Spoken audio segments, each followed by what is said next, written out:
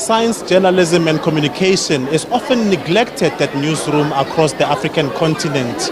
And this is detrimental, especially for the development, considering that science often tackles social ills that are faced by communities all over the continent.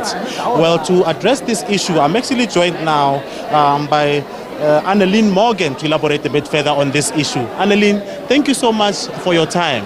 Why do you believe that science, communication and journalism is mostly neglected in newsroom across the continent?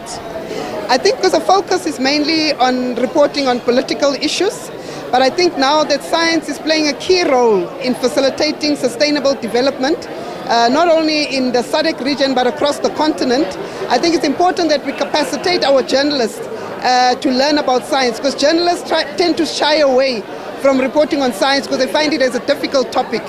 Yes, absolutely. And I understand that our everyday lives are actually affected by science. Hence, it's important to be out there and reported about largely.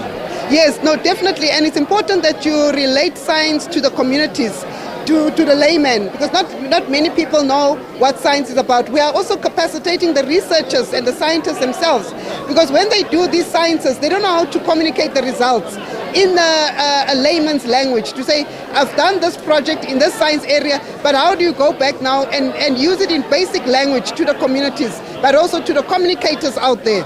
And some hide behind the term that they were born before technology. Hence, they don't want to get involved, always referring to the young ones to come and assist when it comes to technology-related matters. How do you change the mindset to say, even if you were born before technology, you will still need to be knowledgeable about it to make your life easier?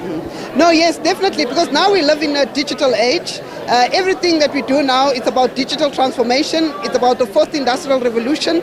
We are now seeing the uptake of artificial intelligence. So definitely we need to understand these issues, understand how they affect society, but also understand our day-to-day lives, how they affect us, because we need to be knowledgeable about them and know how to report on them.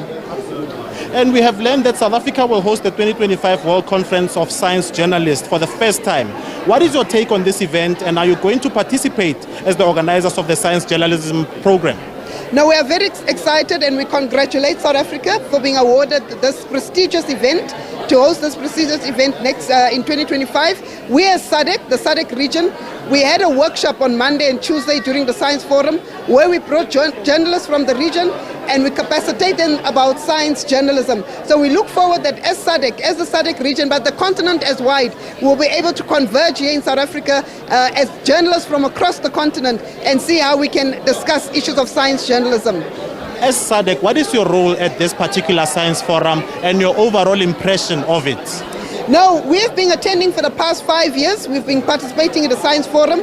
We are here to create visibility about what we do at SADC as a regional bloc. As we know, we've got 16 countries who are part of SADC, but we also are here to facilitate and create awareness of the SADC strategies that we have. We also have some SADC member states that we facilitate who are attending here. So, for example, we've got representation from Lesotho, Eswatini, Seychelles, Mozambique, Zimbabwe, different countries that we have brought here SADC to participate in the Science Forum, because South Africa has a key role to play in the continent. So we should not see it as a South African event, but we should see it as a continental event. Absolutely. And talk to us about the theme, igniting conversations about science, people, partnerships and priorities for the decadal plan. I think because of the scarce resources, financial resources, a lot of governments are going through a lot of financial challenges. So partnerships are very important. It's very important to leverage and forge partnerships so that we can see collectively how we can tackle our challenges of unemployment, poverty, issues of youth development. But if we bring our resources together through smart partnerships, we'll be able to achieve our goals. Thank you very much. Well, as you heard, that's the Senior Program Officer, Science, Technology and Innovation for SADC, Annelien Morgan, actually saying that it is quite important for partnerships to be forged at forums like this one in using science in order to tackle some of the social ills. She also addressed the issue of a lack of engagement in terms of journalists actually using science to report to the layman on the street, saying that this needs to be addressed. And in fact, in 2025, there's going to be a conference of science journalists on which some of these issues will be deliberated. And with that, it's back to studio.